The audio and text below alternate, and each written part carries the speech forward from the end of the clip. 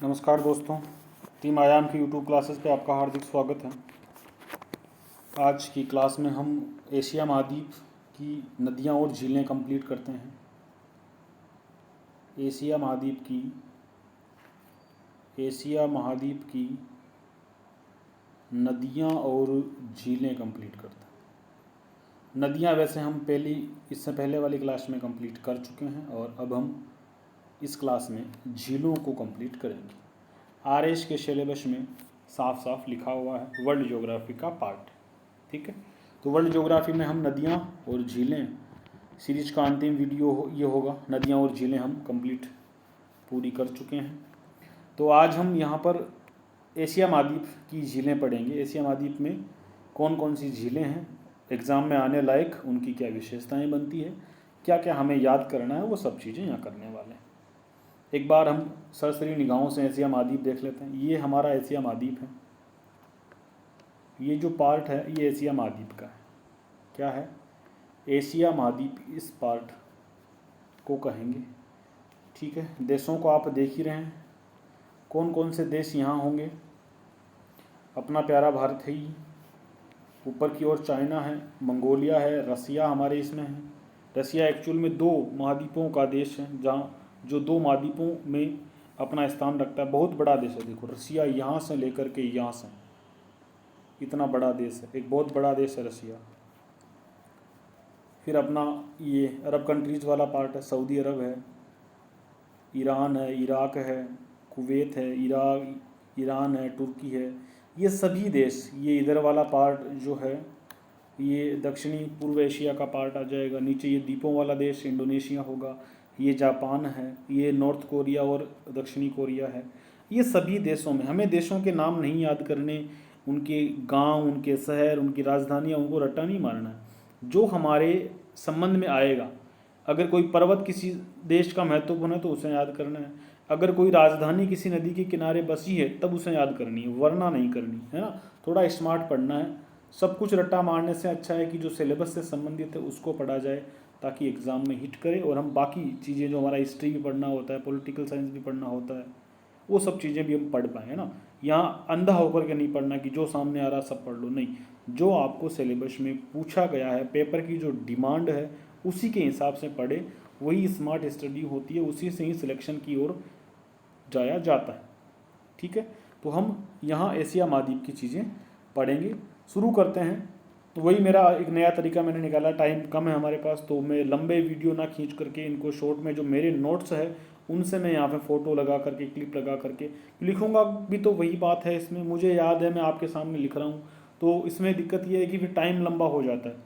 आधे घंटे में ख़त्म होने वाला वीडियो कभी कभी 51 मिनट या 1 घंटे तक पहुँच जाता है। इससे अच्छा है कि जो मेरे पास नोट्स है, जो मेरे पास ट्रिक्स है, उनको मैं फ़ोटो बढ़िया क्वालिटी में लेकर के यहाँ क्लिप करूँ और उसको आपको समझाता चलूँ। अगर ख़राब लगे, इससे समझ में आपको कम आए, अजीब लगे, तो मुझे कमेंट बॉक्स में लिख करके बताइए कि ये तरीका कैसा है। अगर गलत तरीका है, इसमें आपको मज़ा नहीं आ रहा है, समझ नहीं आ रहा है, तो हम इसको चेंज कर देंगे, लेकिन बताइएगा ज़रूर। क्लियर? इसमें हम अब एशिया महाद्वीप की झीलों को पढ़ते हैं। सबसे पहले जो झील देखनी है उसका नाम होगा कैस्पियन सागर। सबसे पहले आपको जिस झील का नाम याद रखना है वो झील कौन सी होगी? वो झील होगी कैस्पियन सागर। क्या नाम याद रखेंगे हम उस झील का? कैस्पियन सागर नाम याद रखेंगे। कैस्पियन सागर जो है वो एशिया महाद्वीप की एक बहुत बड़ी झील है। सबसे बड़ी झील भी आप कह सकते हो, विश्व की सबसे बड़ी झील इसे आप कह सकते हो। नाम यार क्या रखेंगे? कैस्पियन सागर। अब यहाँ से आप सोचोगे कि ये तो सागर है, इसका झील से क्या लेना देना। ये इतनी बड़ी झील है कि हम इसे सागर कहने लग गए। ये एक्चुअल में क्या है, वास्तविक रूप से क्या है? यह एक झील ही है, और ये इतनी बड़ी झील है कि इस झील को हम क्या कहने लगे? इस झील को हम सागर कहने लगे। तो कैस्पियन सागर एक्चुअल में क्या है? झील है। कैसी है? खारे पानी की झील है। कैस्पियन सागर खारे पानी की झील है। अगली विशेषता क्या है? विश्व की सबसे बड़ी झील है। चाहे तो खारे पानी में ले लो और चाहे इसे मीठे पानी में शामिल कर लो, किसी भी आधार पर हम कहेंगे कि विश्व की सबसे बड़ी झील है। और ये खुद कैसी है? खारे पानी की झील है। लवणता इसमें बहुत ज़्यादा है। नक्शे में देखना चाहो ना, अगर नक्शे में देखना चाहो कि भाई कहाँ पर है, तो नक्शे में जो हमारा ये भारत बन रहा है, यहाँ पर आपको मिलेगी। ये जो दिख रहा है मानचित्र मेरा बनाया हुआ, ये एशिया महाद्वीप का एक कच्चा चित्र है। इस हिस्से में आपको ये कैस्पियन सागर झील, कैस्पियन सागर झील आपको यहाँ पर दिखेगी। बड़ी झील है इसलिए हम इसको सागर कहते हैं। इसकी विशेषता और क्या याद रखोगे, ये यूरोप और एशिया दोनों महाद्वीपों में फैली हुई है। ऐसी झील जो यूरोप और एशिया दोनों महाद्वीपों में फैली हुई है, कौन सी झील है, कैस्पियन सागर झील है। याद रखेंगे, एशिया और यूरोप दोनों में फैली हुई है, विश्व की सबसे बड़ी झील है और खारे पानी की भी झील है। कॉकेसस पर्वत आपने नाम सुना होगा, उसके पूर्व की तरफ, अभी दिखाऊंगा मानचित्र में, वहाँ जा कर के देखेंगे। कॉकेसस पर्वत से पूर्व की तरफ झील है, उस झील का नाम क्या है, कैस्पियन सागर। देखो यहाँ आपको दिखेगा, ये जो दिख रहा है ना आपको, ये वाला इलाका, इस इलाके में आपको कैस्पियन सागर दिख रही है, नाम लिखा हुआ। जूम आउट कर दूं आपके लिए, देखो ये रहा कैस्पियन सागर। ये जो पार्ट है ये क्या है, ये जो पार्ट आपको दिख रहा है ये हमारा कैस्पियन सागर है। क्लियर हुई बात। किधर आ रहा है, एशिया महाद्वीप में। ज़्यादातर हिस्सा किधर है, एशिया महाद्वीप में, थोड़ा बहुत यूरोप महाद्वीप में भी है, लेकिन एग्जाम में सवाल आएगा तो हम दोनों महाद्वीप हमको याद रखने पड़ेंगे। तो कैस्पियन सागर के बारे में बात कर रहे हैं, विशेषता हमको याद हुई कैस्पियन सागर की। चलिए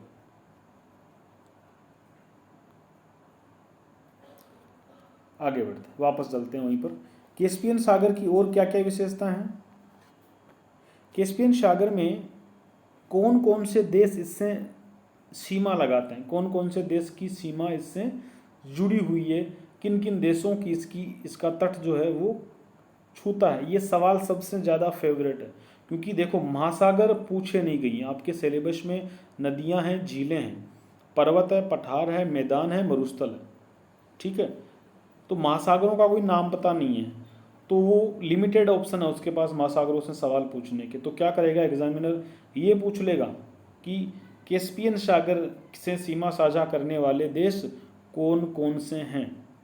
सबसे ज़्यादा फेवरेट सवाल कैस्पियन सागर से सीमा लगाने वाले देशों का आएगा, तो इसको अच्छे से याद रखिए। कैस्पियन सागर से कौन कौन से देश सीमा लगाते हैं, तो याद रखेंगे तुर्कमेनिस्तान, अजरबैजान, रूस, ईरान, कजाकिस्तान, ये 5 देश। ऐसे याद नहीं होंगे, एक ट्रिक बना लेते हैं। ट्रिक क्या बनाते हैं, सन्नी देओल की एक मूवी है, उसमें इसका एक डायलॉग है, मूवी का नाम तो मुझे नहीं याद आ रहा। उस मूवी में उसका डायलॉग है, तारीख पे तारीख मिलोड, तारीख पे तारीख, वो वकील की भूमिका में होता है। तो इसी नाम से हमको भी तारीख पे तारीख नाम से एक ट्रिक बना लेती है। सनी देओल को याद करना है और कैस्पियन सागर में तारीख पे तारीख मांगते जाना है। तो तारीख पे तारीख में हमें क्या मिलेगा, इधर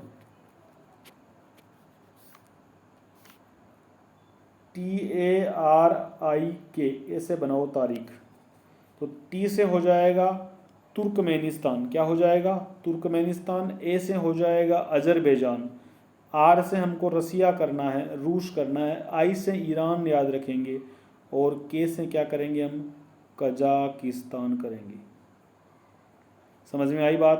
तारीख पे तारीख हमको, ये जो तारीख लिखा हुआ है इसका कोई मतलब नहीं है, बस इसको याद कर लो। ये तो मैं ट्रिक बनाने के लिए समझा, तारीख पे तारीख नाम रखो। क्या मतलब है तारीख पे तारीख वाली ट्रिक का, भाई साहब हमको कैस्पियन सागर के देश याद करवा देती है। तो और हमको क्या चाहिए, कोई डायलॉग भी याद रह गया, और हमें सनी देओल को भी याद रख लिया, और ट्रिक भी याद हो गई। कैस्पियन सागर की सीमा लगाने वाले देश आपको याद हो जाएंगे। इसके बाद हमको क्या करना है, कैस्पियन सागर में जो नदियाँ गिरती है उन नदियों को भी याद करना है। वोल्गा और यूराल तो पहले से याद है, 2 नदियाँ और याद कर लो, कुरा और तेरेक नदी। क्या नाम है, कुरा और तेरेक नदी। पहले तो हमने कौन सी करी थी, वोल्गा और यूराल, जो हम यूरोप से पढ़ते थे, यूरोप से निकलती थी। अब 2 नदियाँ और जोड़ लो, कुरा नदी और तिरेक नदी। ये नदियाँ जो है कैस्पियन सागर में गिरती है। अब देखो 5 देश है, अब 5 देशों में से 2 देश तो यूरोप के हैं और 3 देश एशिया के हैं। ये सवाल वैसे बनता नहीं है, लेकिन पूछना चाहें तो पूछ सकता है कि कैस्पियन सागर में एशिया महाद्वीप के कितने देश सीमा साझा करते हैं, फिर ऑप्शन में 2, 3, 5 ऐसा कुछ दे देगा। तो याद करना, 5 तारीख हमने जो याद की थी उसमें से हम देखेंगे कि कितने यूरोप के दो देश है, कौन से हैं? रूस और अजरबैजान। देखो ध्यान रखना, अब मैं आपको ये कह दूं कि भाई जो रूस है वो तो एशिया में भी तो आता है, फिर तो एक ही देश बचा अजरबैजान, है ना? आप ऐसा कह सकते हो ना, लेकिन ध्यान रखना जो सीमा साझा करता है ना, वो वाला हिस्सा रूस का किधर है? वो यूरोप का है। बड़ा इंटरेस्टिंग सवाल बन सकता है, विवादित भी हो सकता है। कई लड़के हाईकोर्ट भागेंगे रिट लगाने अगर ये सवाल पूछ लिया एग्जाम में, कि अगर ये पूछें कि कैस्पियन सागर से एशिया महाद्वीप के कितने देश सीमा लगाते हैं, और आपने तारीख वाली ट्रिक से पांचों देश याद कर रखे हैं और आप फिर वहाँ बोलोगे कि 4 देश लगाते हैं, साहब गलत हो जाएगा। इसलिए मैंने जानबूझ के लिखा ना यहाँ पर, ये थोड़ा ध्यान देना इधर। इस सवाल को लेकर के कहीं होशियारचंद बाद में रिट लगाएंगे, क्योंकि ऑप्शन में 4 भी देगा, 3 भी देगा, 2 भी देगा, 1 भी दे देगा। ध्यान रखना, एशिया के 3 देश लगाते हैं, तुर्कमेनिस्तान, ईरान और कजाकिस्तान। अब ये अजरबैजान और रूस दोनों यूरोप के मानने। अब आप कहोगे कि यूरोप तो एशिया में, सॉरी रूस तो एशिया में भी आता है, लेकिन ध्यान रखना जो कैस्पियन सागर के साथ सीमा साझा होती है ना, वो हिस्सा यूराल पर्वत के इधर वाला है। वो कौन सा है? वो यूरोप वाला हिस्सा जिससे सीमा साझा करता है। जाके देखो मानचित्र में, ये देखो, ये जो गुलाबी रंग में दिख रहा है ना, ये यूरोप है, सॉरी ये रसिया है। अब यहाँ यूराल माउंटेन है, ये यूराल माउंटेन के इधर वाला हिस्सा यूरोप में आता है। तो ये इधर वाला हिस्सा किसका है? एक्चुअल में रूस का ये वाला भाग क्या है? यूरोप का हिस्सा है। तो ध्यान रखना, ये गलती मत करना। एशिया के 3 ही देश कैस्पियन सागर से सीमा साझा करते हैं। एशिया के मात्र 3 देश ऐसे हैं जो इससे सीमा साझा करते हैं। रट्टा मार के रखना, 3 देश। कोई होशियारचंद 4 बोले तो बताना कि भाई थोड़ा ध्यान दो, ऐसा नहीं होता। क्लियर? नई बात होता है। वान झील, अब कुछ नहीं, अब जिलों को सिर्फ याद रखना है हमें। वान झील कहाँ मिलेगी? टर्की में मिलेगी। सिर्फ देश का नाम याद करो, कोई बहुत बड़ी जानकारियाँ नहीं है। वान झील किधर मिलेगी? टर्की में। याद करो, टर्की का एक पठार है, वहाँ बनी हुई है वान झील। खारे पानी की झील है, ध्यान रखना। विश्व की सबसे अधिक खारी झील, थोड़ा ध्यान देना। देखो ट्रिकी सवाल बनते हैं, आरएस वाला पेपर कोई बाहर दुनिया से नहीं आता, इधर से ही आता है, सिलेबस से आता है, लेकिन थोड़ा सा ट्रिकी बनाएगा। विश्व की सबसे अधिक खारी झील, विश्व की सबसे बड़ी झील कौन सी? कैस्पियन सागर हो गई। लेकिन विश्व की सबसे अधिक खारी झील, यानी इसमें लवणता कैस्पियन से, बाकी जो झीलें हैं, बाकी झीलों में जितनी लवणता रहती है उनसे भी ज़्यादा लवणता इसमें, इससे भी ज़्यादा खारा पानी यहाँ होता है। तो सबसे अधिक खारा पानी किस झील का है? वान झील का। ऐसा लिख लो इसको, सबसे अधिक खारा पानी। उस पानी को पी के देखोगे तो आपने आज तक इतना खारा पानी नहीं पिया होगा, वैसा खारा पानी कहाँ मिलेगा? वान झील में मिलेगा। तो सबसे अधिक खारे पानी की झील, सबसे बड़ी नहीं है, सबसे बड़ी खारे पानी की झील मत करना है इसको, सबसे अधिक खारे पानी की झील है वान झील। याद हो जाएगा। चलो, मृत सागर। मृत सागर देश याद करना है सबसे पहले। देखो कैस्पियन के 5 देश याद किए थे, वान का 1 ही देश हुआ। मृत सागर के कितने देश याद करने? जॉर्डन और इजराइल 2 देश याद करना है। इधर वाला तो कौन सा है? इजराइल है। इधर वाला कौन सा है? जॉर्डन है। और बीच में एक झील बनी हुई है, नाम है इसका मृत सागर। काफ़ी बड़ी झील है, बड़ी झीलों को सागर कहने लग जाते हैं। खारे पानी की झील है, इसकी विशेषता भी कैसी है? खारे पानी की झील है साहब। सबसे नीची झील, सबसे गहरी नहीं, ध्यान रखना, नोट गहरी, नीची का मतलब गहरी नहीं होता, ये गहरी नहीं है, ध्यान रखना। सबसे नीची झील, सबसे गहरी झील तो अलग है, ये सबसे नीची झील मतलब कि नीचाई पर जाकर ये झील बनी। मतलब जो इस झील के बनने का जो इलाका है ना, वो एशिया का निम्नतम बिंदु है, नीचाई है, गहराई नहीं है। देखो इसको, इस बात को समझो, यहाँ भी आप गलती कर सकते हो। सबसे नीची झील निम्नतम बिंदु पर स्थित है, मतलब कि देखो जैसे ये अपनी पृथ्वी, यहाँ खड्डा बना हुआ है और झील कितनी है? इतनी सी झील है। ये झील गहरी नहीं है, इसमें आदमी डूब नहीं सकता, लेकिन सबसे नीची होगी ना। अब मान लो यहाँ कोई झील है, यहाँ कोई झील है और वो यहाँ इतनी गहरी फैली हुई है। ये झील है तो ऊंचाई पर, लेकिन गहरी है। समझ गए बात? तो ये इस प्रकार वाली झील है, नीची झील है, निम्नतम बिंदु इसे एशिया का माना जाता है। किसको माना जाता है? मृत सागर को एशिया का निम्नतम बिंदु माना जाता है। तो एशिया की सबसे नीची झील कौन सी है? मृत सागर है। डेड सी इसे कहते हैं, सी ऑफ पीस भी इसे कहते हैं, सी ऑफ पीस, शांत है, इस पर आप डूबोगे नहीं, इतनी ज़्यादा लवणता है कि आप इस पर डूबोगे नहीं, ठीक है। ये हमें याद करनी है, इजराइल और जॉर्डन देश की झील के रूप में याद रखनी है। एक और झील है इजराइल में, छोटी सी नाम याद रखो, गोलिल सागर झील। कैसी झील है? गोलिल सागर झील के रूप में हमें याद करना है। इजराइल की एक और झील है, हल्की सी लिख लेना, मेरे पास फैक्ट हुआ तो मैंने लिख दिया।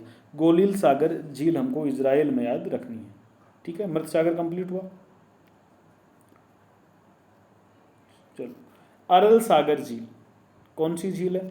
अरल सागर झील एशिया की दूसरी सबसे बड़ी खारे पानी की झील। कौन सी झील है? अरल सागर झील। उज्बेकिस्तान और कजाकिस्तान में फैली हुई है। जब मानचित्र में ऊपर की तरफ जाते हैं, यहाँ अपना भारत बनता है, यहाँ ये जो नीचे वाला हिस्सा है ये तो उज्बेकिस्तान है और कजाकिस्तान। ये मैंने क्यों बनाया मानचित्र? ऐसा पूछ सकता है कि उज्बेकिस्तान अरल सागर के किस दिशा में है, तो हम कहेंगे दक्षिण दिशा में है, या हम कह सकते हैं कि पूर्व दिशा में है।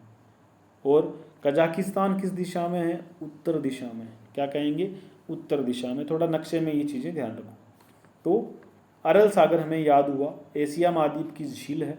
किन दो देशों में है याद रखेंगे? उज्बेकिस्तान और कजाकिस्तान में स्थित है। मानचित्र ले आइए, खरीद लीजिए, वहाँ चीज़ों को लोकेट करिए। इंजेक्शन ज्ञान के नहीं लग पाते हैं, मैं बोल दूंगा आपको याद हो जाएगा, ऐसा संभव नहीं है 10 मिनट तक याद रहेगा, 1 घंटे रहेगा। अंततः आपको रिपीट करना पड़ेगा, याद दोबारा करना पड़ेगा। और ज्योग्राफी की चीज़ों को तो बिना मानचित्र के याद ढंग से नहीं कर पाओगे। रट्टा मारोगे, 4-5 दिन याद रहेगा, फिर मारना पड़ेगा, फिर याद करना पड़ेगा, ऐसे करते करते लंबा टाइम लगेगा। मैं चाहता हूँ कि आप मानचित्र ले आए और चीज़ों को यहाँ से जो चीज़ें याद करी, समझी, नोट्स में लिखी, उनको कहीं ना कहीं मानचित्र में उनका मिलान करवाएं, उनको परखें। यहाँ अरल सागर में गिरने वाली नदियाँ कौन सी है? 2 नदियाँ हम पहले से जानते हैं, अमू दरिया और सिर दरिया। अमू दरिया, दरिया मतलब नदी होती है, अमू दरिया और सिर दरिया, ये अरल सागर में गिरने वाली 2 नदियाँ हैं। लगने वाले देश कौन से हैं? उज्बेकिस्तान और कजाकिस्तान है। एक फैक्ट इसके बारे में याद करना, एशिया की दूसरी बड़ी खारे पानी की झील है। एक और नदी झील आपको याद करनी है, बालखस झील। कौन सी झील है? बालखस झील। किस प्रकार की है साहब? खारे पानी की झील है। देश कौन सा है सर? कजाकिस्तान मुख्य रूप से इसका देश है। कौन सा है? कजाकिस्तान है। थोड़ी बहुत चीन में भी आती है, तो ध्यान रखना, चीन में 15% थोड़ा सा हिस्सा इसका चीन में मान सकते हो आप, लेकिन मुख्य रूप से किस देश की मानी जाती है? अगर एक ही ऑप्शन आया कि बालखस झील किस देश की है, तो वहाँ फिर आपको चाइना मत करना, वहाँ कजाकिस्तान ही याद रखना है। क्लियर? तो बालखस झील खारे पानी की है और किस देश की है? कजाकिस्तान की है, थोड़ी सी चीन में भी फैली हुई है। चलिए आगे चलते हैं। टोनले सेप लेक, कैसी लेक है? टोनले सेप लेक। कंबोडिया नाम सुना है ना? दक्षिणी पूर्व एशिया का देश है। MTLCV कल लिखाया था मैंने 5 देश, MTLCV उन्हीं देशों में से जिसका C कोड था कंबोडिया, उस देश की झील है टोनले सेप लेक। मीठे पानी की झील है। कैसी है? मीठे पानी की झील है। दक्षिणी पूर्व एशिया की सबसे बड़ी झील कह सकते हो। दक्षिण पूर्व एशिया जो हमारे Myanmar, Thailand, Malaysia, Cambodia, Vietnam, ये देशों का ग्रुप है। इस ग्रुप को क्या कहते हैं? इस ग्रुप को दक्षिण पूर्व एशिया के देश कहते हैं। यहाँ की सबसे बड़ी झील टोनले सेप लेक। इनले लेक कहाँ की है? म्यांमार की। इनले लेक किस देश में लगाओगे? म्यांमार में लगाओगे, हमारा पड़ोसी देश है, तो पड़ोसी देश की झीलों को तो याद रखना पड़ेगा। इनले लेक याद रखेंगे। वीवा झील, कैसी झील है? नाम क्या है? वीवा झील। किधर है भाई साहब? जापान में है। वीवा झील कहाँ है? जापान में है। जापान में एक द्वीप है, होन्शु द्वीप। देखो, जापान 3 द्वीपों से बना हुआ है। जापान जो देश है वो 3 द्वीपों से बना हुआ है, तो बीच का जो द्वीप है ना, उस द्वीप का नाम है होन्शु द्वीप। इस द्वीप की झील है वीवा झील, ज्वालामुखी झील है वीवा झील। याद रखेंगे कहाँ है? जापान में है, ठीक है, जापान में है। ये होकेडो द्वीप है। 3 द्वीप है जापान के, हालांकि आपके सिलेबस में नहीं है चीज़ें, लेकिन ऐसे ही जानकारी रख लो। जापान का जो उत्तरी द्वीप है ना, यूँ फैला हुआ, देखो जापान,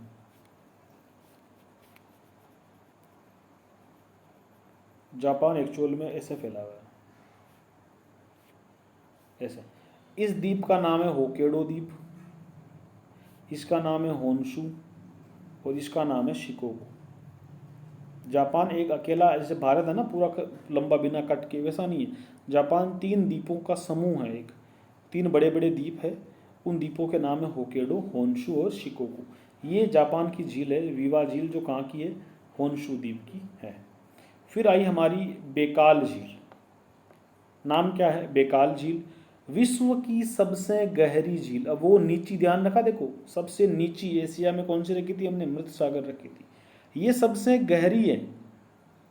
तो अगर आपसे ये पूछ ले कि एशिया की सबसे गहरी झील, तो वहाँ मृत सागर मत करके आना, क्या होगी, जब विश्व की है तो एशिया की भी ऑटोमेटिक हो ही जाएगी। कौन सी है, बेकाल झील। और एशिया की सबसे नीची झील, वहाँ ध्यान रखना मृत सागर है। थोड़ा सा बात को समझिए ना, मीठे पानी की झील है, मीठे पानी की झील है। बेकाल झील कैसी है, मीठे पानी की झील है। कैस्पियन झील कैसी थी, खारे पानी की झील। ये भी थोड़ा झीलों के बारे में याद रखिएगा, जहाँ जहाँ आपको याद हो जाए कि इसकी प्रकृति कैसी है, मीठी है या खारी है, वो भी हमें याद रहना बहुत ज़रूरी है कि वो मीठे पानी की है या खारे पानी की झील है। क्लियर हुई बात। चलिए, एशिया की मीठे पानी की सबसे बड़ी झील है। एशिया में अगर पूछे कि मीठे पानी की सबसे बड़ी झील है, तो कैस्पियन मत करना। कैस्पियन की प्रकृति कैसी है, खारे पानी वाली प्रकृति है। लेकिन यहाँ ये जो आपको बेकाल झील दिख रही है, बेकाल झील कैसी है, बेकाल झील मीठे पानी की सबसे बड़ी झील है। याद रखेंगे। कहाँ है साहब, रूस में फैली हुई है। रूस में भी हमारा जो एशिया वाला हिस्सा है ना, वहाँ फैली हुई है, रूस में फैली हुई है। मंगोलिया के ऊपर वाले साइड, मंगोलिया में नहीं है, लेकिन जहाँ आपको मंगोलिया दिखेगा ना, यहाँ मंगोलिया और यहाँ फिर रूस है, तो यहाँ ये झील बनी हुई है। इस झील का नाम है बेकाल झील। बात समझ में आई। कहाँ है, रूस में। रूस का जो हमारे एशिया वाला हिस्सा है ना रूस का, उसे साइबेरिया प्रदेश कहते हैं। तो साइबेरिया क्षेत्र में है रूस के, यूरोप वाले हिस्से में नहीं है। बेकाल झील याद हुई। विश्व की सबसे गहरी झील, याद हो जाएगा फैक्ट। दूसरी, एशिया की सबसे मीठे पानी की सबसे बड़ी झील। खारे पानी की पूछ रहे सबसे बड़ी झील, तो हम कहेंगे कैस्पियन सागर। बिना कोई नाम दिए ऐसे ही पूछ लें कि एशिया की सबसे बड़ी झील, खारा और मीठा का उल्लेख नहीं कर रखा, तब भी क्या होगी, कैस्पियन होगी। और खारा मीठा का अगर स्पेसिफाई कर दे, तब ध्यान रखना खारे की तो वैसे ही एशिया होगी, और सॉरी कैस्पियन होगी, और मीठे पानी की बेकाल होगी। नदियाँ इसकी 2-3 याद कर लेनी है, लीना नदी और अंगारा नदी, 2 नदियाँ हमें याद करनी है बेकाल झील में गिरने वाली। कौन सी नदियाँ हैं, अंगारा और लीना नदी। ठीक है, ये इससे निकलती है शायद, ये नदियाँ गिरती नहीं, ये निकलती है इससे। कौन सी है, लीना नदी और अंगारा नदी। लीना नदी और अंगारा नदी बेकाल झील से निकलने वाली नदियाँ हैं। ठीक है, अगली झील टोबा झील है। टोबा झील हमको कहाँ याद करनी है, इंडोनेशिया में याद करनी है। टोबा झील किधर याद करनी है, इंडोनेशिया में। क्रेटर झील है, क्या होती है क्रेटर झील, ज्वालामुखी का जब निर्माण होता है, तो ज्वाला, देखो मान लो ये ज़मीन है, ये पहाड़ है, मान लो यहाँ से इसमें ज्वालामुखी निकलना शुरू किया, यहाँ से लावा निकलता, यहाँ जमा हो रहा है लावा, ये लावा जमा होता जाएगा। जब ज्वालामुखी शांत हो जाएगा तो यहाँ एक खड्डा बन जाएगा। क्या बन जाएगा, इधर एक, यहाँ एक खड्डा बन जाएगा। उस खड्डे को बोलेंगे क्रेटर। और जब उस खड्डे में बारिश से पानी जमा हो जाता है, उस खड्डे में जब पानी जमा हो जाता है, उसको बोलते हैं क्रेटर झील। उसको क्या बोलते हैं, क्रेटर झील भी कहते हैं, है ना। अपने भारत में भी एक झील है, लोनार झील, जो क्रेटर झील का एग्जाम्पल है। जब इंडिया पढ़ेंगे तब भारत की झीलें हमने यहाँ नहीं करी है, भारत की झीलें जब हम इंडिया पढ़ेंगे वहाँ जा करके क्लियर करेंगे। अभी हम दूसरे देशों की झीलें पढ़ रहे हैं। तो टोबा झील कैसी है, क्रेटर झील का एग्जाम्पल है। किधर है, इंडोनेशिया में है। ज्वालामुखी निर्मित झील है। कैसी है, ज्वालामुखी से निर्मित झील है, याद रखेंगे। ये हमारी झीलें कंप्लीट हुई। भारत की झीलें मैंने इसमें नहीं पढ़ाई है, तो हम भारत की झीलों को जब भारत का ज्योग्राफी पढ़ेंगे ना, वहाँ, क्योंकि हमको यहाँ बहुत सारी पढ़नी पड़ेगी, जितनी ये पढ़ी है ना उतनी तो हम भारत की पढ़नी पड़ेगी हमें। तो यहाँ वीडियो लंबा करने से कोई फ़ायदा नहीं है। ये हमने एशिया महाद्वीप की झीलें देख ली, भारत की मैंने छोड़ दी है, किसी भी झील का नाम नहीं लिया है भारत की झीलों में। सांबर भी नहीं पढ़ाई है, लोनार भी नहीं पढ़ाई है, कोई झील नहीं पढ़ाई मैंने। तो उनको हम भारत की ज्योग्राफी पढ़ेंगे, वहाँ कंप्लीट करेंगे। यहाँ हमने एशिया की झीलें पूरी करी। तो आप चीज़ों को याद रखिए, रिपीट करते जाइए, बार बार पढ़ते जाइए, याद हो जाएगी।